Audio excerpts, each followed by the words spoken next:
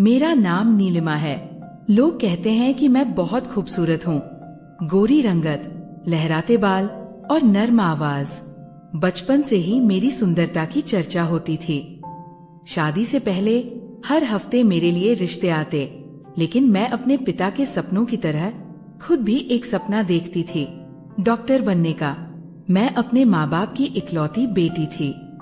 पापा चाहते थे कि मैं पढ़ लिख कर उनका नाम रोशन करूं, मगर माँ को मेरी सुंदरता की चिंता खाई जा रही थी। वह चाहती थी कि मैं जल्द से जल्द शादी कर लूं। मेरी जिद और उनके दबाव के बीच एक दिन मेरी माँ किसी तांत्रिक के पास गई। उसने ताबीज दिलाया ताकि पापा मेरी शादी के लिए राजी हो जाएं। और ताज्जुब की बात, पापा मान भी गए। रिश्ता उनके बचपन के दोस्त के बेटे का था। अमीर घर, अच्छा लड़का और वादा कि शादी के बाद भी मैं डॉक्टर बन सकूंगी। मैं भावनाओं में बहकर शादी के लिए राजी हो गई। विदाई के बाद जब ससुराल पहुंची तो वो ऐशो आराम देखकर दंग रह गई। एक आलिशान बंगला, हर काम के लिए नौकर चाकर, और पति जो बिजनेस में इतना मशगूल था कि सुबह जाते ही देर रात लौटता। पति के साथ मेरे रिश्ते औपचारिक थे। वो अच्छा था, लेकिन समय नहीं दे पाता था। अकेलापन धीरे धीरे दिल में जगह बनाने लगा। इसी बीच एक नौकर मेरे आसपास ज्यादा आने लगा। वो बाकियों से अलग था, नजरें झुकाए रखता, लेकिन बातों में गहराई थी। एक दिन जब मैं थकी हुई थी और देर तक बिस्तर में पड़ी थी, वो धीरे से कमरे में आया और बोला, अगर आप चाहें तो मैं आपके पैर दबा दूं, मालकिन। आप थकी लग रही हैं। मैं चौंक गई। अपने पति के अलावा किसी मर्द ने मुझे छुआ तक नहीं था। मैंने सख्ती से मना कर दिया, नहीं, मुझे अच्छा नहीं लगेगा। वो चुपचाप चला गया, लेकिन उसकी निगाहें, उसके शब्द मेरे दिल में कुछ छोड़ गए। उस रात मैं सो नहीं सकी, सोचती रही, क्या मैंने बहुत कड़ाई से जवाब दिया? क्या वह सिर्फ मदद करना चाहता था? अगले दिन मैंने उसे देखा तो उसकी आंखों में अजीब सी उदासी थी, और मैं जाने क्यों उस उदासी में खुद को तलाशने लगी। वो अब मुझसे कम बात करता, लेकिन हर बार मेरी ओर एक नजर जरूर डालता जो मुझे बेचैन कर देती। धीरे धीरे मेरी दिनचर्या बदल गई। उसकी मौजूदगी महसूस होती रही। जब वो चुपचाप मेरे कमरे की सफाई करता, मैं उसे देखती रहती। एक दिन मैंने खुद ही उसे आवाज दी, अगर आज तुम फुर्सत में हो तो मेरे सिर की मालिश कर दोगे? उसने बिना कोई सवाल किए धीरे धीरे सिर दबाना शुरू किया। उसके हाथों में न जाने कैसा सुकून था कि मेरी आंखें खुद ब खुद बंद हो गई। मैं गहरी नींद में चली गई। अब ये रोज का सिलसिला बन गया। वो मालिश करता और मैं दिन भर की थकान भूल जाती। जब मैं उसे पैसे देना चाहती तो वो मुस्कुराकर कहता, रहने दीजिए मालकिन, वसूली तो रात को हो ही जाती है। मैं हंस देती, मगर मन के अंदर एक खलबली सी मच जाती। एक रात जब वो हमेशा की तरह सिर दबा रहा था, उसने धीमे से पूछा, आप खुश हैं इस घर में? मैं चुप रही। पहली बार किसी ने मुझसे ऐसा सवाल पूछा था। उसने मालिश करना बंद किया और धीरे से कहा, मालकिन, हर इंसान को किसी अपने की जरूरत होती है, किसी ऐसे की जो उसका हाल बिना पूछे समझ जाए। उसकी आवाज में कुछ था जो मेरे दिल के सबसे कोमल तार को छू गया। उस रात नींद नहीं आई। मेरे भीतर एक तूफान चल रहा था। मैं अपने आप से लड़ रही थी, इस एहसास से जो अब हकीकत बनता जा रहा था। मेरे घर में एक नौकरानी भी काम करती थी, लेकिन वो बेहद बातूनी और झूठी औरत थी। जो भी बात मुझसे सुनती उसे पूरे मोहल्ले में उछाल देती। इसलिए मैंने तय कर लिया था कि वो मेरे कमरे के आसपास भी ना फटके। इसके उलट वो एक नौकर था, पुराना, भरोसेमंद, शांत और सीमाओं में रहने वाला। वो जब भी मेरे कमरे में आता, नजरें झुकी रहती और हाथ सलीके से काम में लगे होते। मैं उसके स्पर्श में कोई गलत मंशा नहीं देखती थी। उसकी मालिश से सुकून मिलता और मैं गहरी नींद में खो जाती। एक दिन मैंने अपने पति से कहा, शादी को महीनों हो गए हैं, हम कहीं बाहर घूमने भी नहीं गए। उन्होंने हल्की सी हंसी के साथ जवाब दिया, तुम भी तो हमेशा नींद में होती हो। मैं रात को आता हूँ तो तुम सो रही होती हो और दिन में मेरे पास वक्त नहीं होता। उसकी बात सुनकर मैं ठहर गई। क्या सचमुच मैं खुद ही अपने रिश्ते से दूर हो गई थी? मैंने उसी क्षण तय किया, आज रात मैं नौकर से मालिश नहीं करवाऊंगी। मैं पूरी रात जागूंगी, सिर्फ अपने पति के लिए। शाम को नहाकर मैंने खुद को सजाया जैसे पहली रात हो। लाल जोड़ा पहना, गहने लगाए और इंतजार करने लगी। नौकर आया और बोला, मालकिन मालिश कर दूं? मैंने हल्की मुस्कान के साथ कहा, नहीं आज नहीं। उसने कुछ नहीं कहा, बस गर्दन झुकाकर चला गया। थोड़ी देर बाद वो फिर आया, हाथ में दूध का गिलास था। आपने खाना नहीं खाया, ये ले लीजिए। मैंने बिना सोचे गिलास लिया और पी लिया और फिर न जाने कब मेरी आंखें बंद हो गई। सुबह मेरी आंखें खुली तो सब बदलाव था। बिस्तर पर मेरा पति नहीं था। मैंने चौंक कर पूछा, मालिक कहाँ है? नौकर बोला, मालिक जल्दी नाश्ता करके ऑफिस निकल गए। मेरा मन बुझ गया। मैंने रात भर जागने की तैयारी की थी, मगर सब बेकार गया। मैंने चाय मंगाई। नौकर बाहर गया तो मेरी निगाह अपने जिस्म पर पड़ी। मैंने रात को जो दुल्हन का जोड़ा पहना था वो अब नहीं था। मेरे गहने तो थे, मगर बदन पर किसी और कपड़े की सिलवटें थीं। मेरा सर भारी हो रहा था। ये सब कब हुआ? मुझे कुछ याद नहीं आ रहा था, मगर एक अजीब सा डर मन में घर कर गया।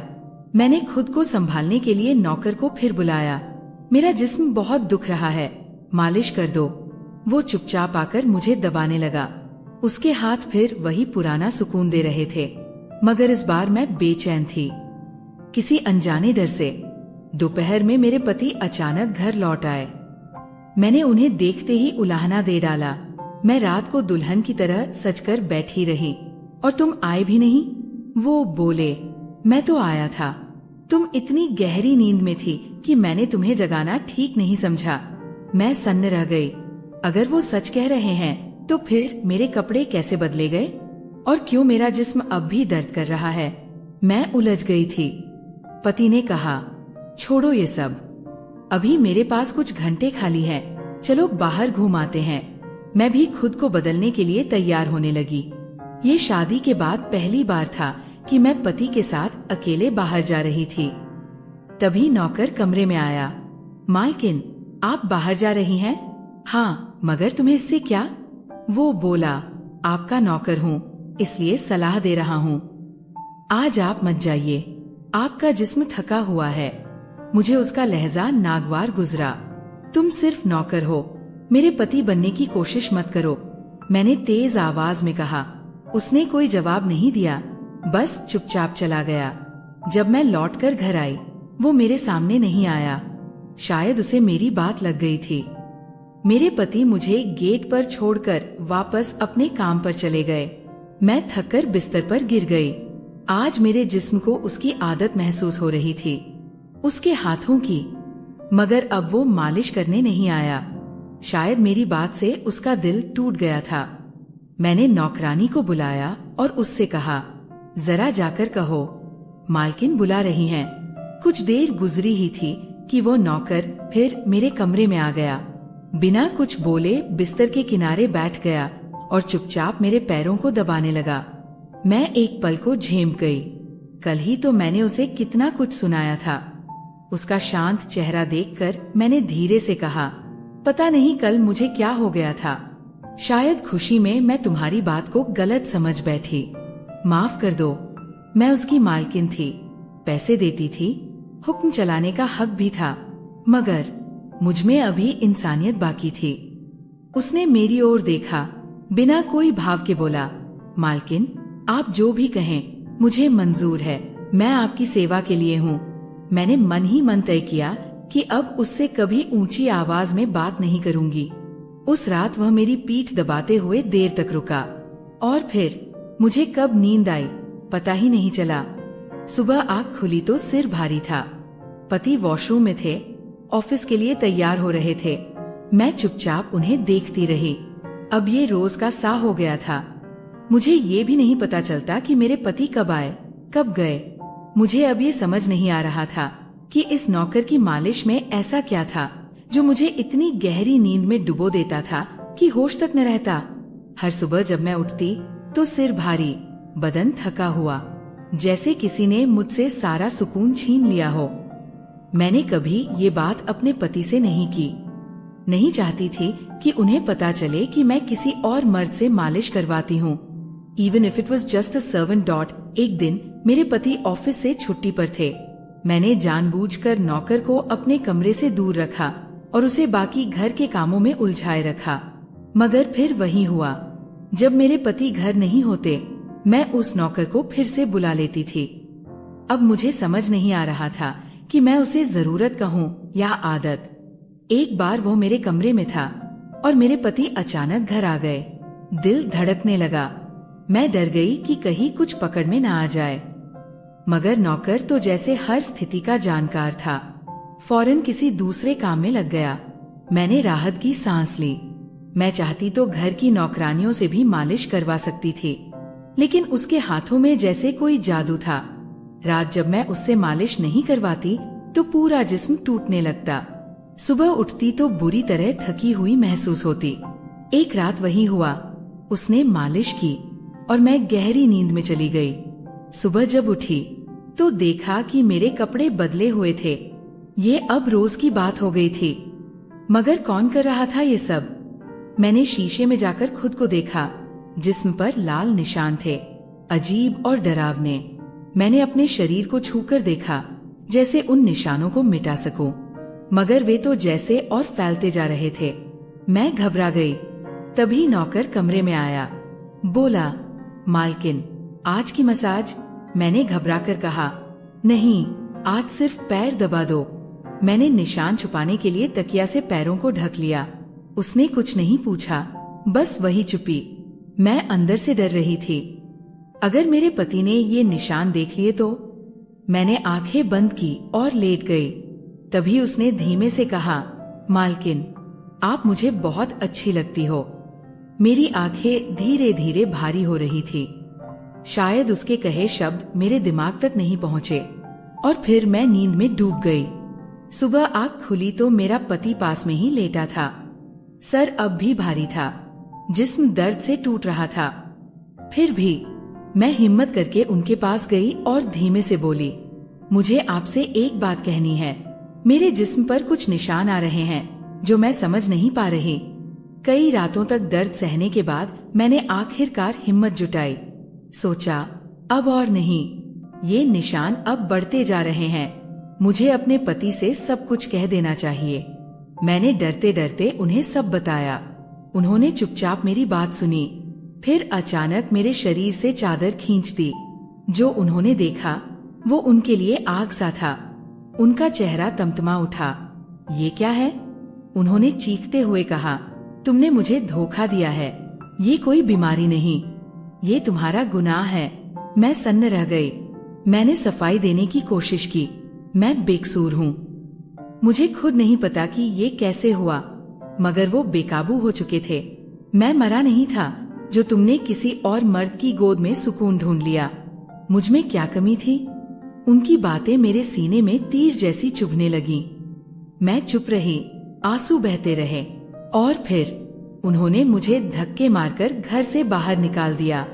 मैं रोते हुए अपने मायके पहुंची।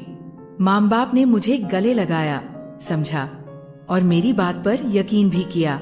उन्होंने कहा, हम तुम्हारे पति से बात करेंगे। मगर उनके कुछ कहने से पहले ही तलाक के कागज आ गए।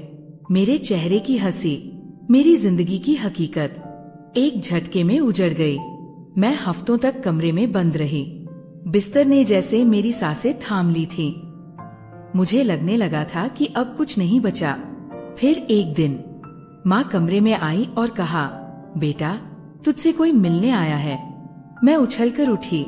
शायद मेरे पति, शायद उन्हें मेरी बेगुनाही का यकीन हो गया हो। मगर दरवाजे पर वो नहीं थे।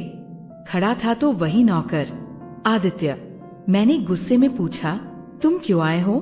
उसने मेरी आंखों में देखकर कहा, मैं जानता हूँ तुम्हारे जिस्म पर वो निशान क्यों हैं। मैं सन्न रह गई। मैंने ठंडी आवाज में कहा, क्यों? क्या तुमने कुछ किया है? वो चुप रहा। मैंने गुस्से में आकर एक झटके से उसकी शर्ट के बटन खोल दिए। उसके सीने पर भी वही लाल निशान थे।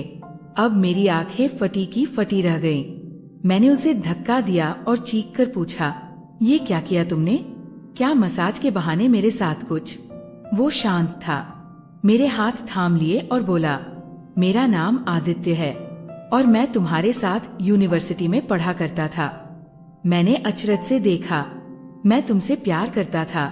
चुपचाप। सोचा था डॉक्टर बनूंगा तो तुम्हारे पापा से तुम्हारा हाथ मांगूंगा, मगर जब सुना कि तुम्हारी शादी हो रही है तो सब टूट गया। तुम्हारी शादी हो गई और मैं तुम्हारे प्यार में पागल, तुम्हारे ही घर नौकर बन गया, सिर्फ तुम्हारे करीब रहने के लिए। मेरी आंखों से आंसू बहने लगे। ये सब इतना अजीब, इतना अकल्पनीय था।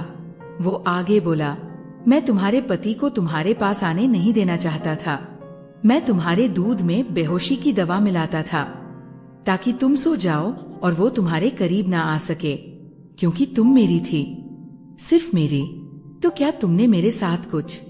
वो मेरी आंखों में देखता रहा, फिर मेरा हाथ अपने सिर पर रखकर बोला, मैंने तुमसे मोहब्बत की थी, हवस नहीं। मैंने तुम्हें कभी छुआ तक नहीं, तुम्हारी इजाजत के बिना कुछ नहीं किया। मैं चुप रही, फिर धीरे से पूछा, तो ये निशान? वो मुस्कराया और बोला, मैं डॉक्टर हूँ। ये एक तरह का स्किन इरिटेशन है, एक हल्का सा संक्रमण। मैंने जानबूझकर वही दवा तुम्हारे शरीर पर लगाई जिससे थोड़े समय के लिए लाल निशान पड़े, ताकि तुम्हारे पति को शक हो जाए। मैं सन्न रह गई। क्यों किया ये सब? वो गमगीन होकर बोला, क्योंकि मैं तुम्हें उस इंसान के पास नहीं देख सकता था जो तुम्हें समझ नहीं सका। मैंने उसकी तरफ देखा, नफरत से नहीं, हैरानी से। मैंने कभी तुमसे बदला नहीं लिया, तुम्हारी नजरों में बेगुनाह रहना चाहता था, इसीलिए आज सब सच बता दिया। वो जाने लगा, मगर रुककर बोला, अगर तुम चाहो तो मैं खुद को सजा देने को तैयार हूँ। मैंने 1 साल तक उससे कोई संपर्क नहीं रखा, उसे सजा दी, खुद को भी। मगर वक्त ने मेरे जख्मों को भर दिया, उसके सच को समझा, उसके प्यार को भी। और फिर 1 साल बाद मैंने विक्रम से शादी कर ली।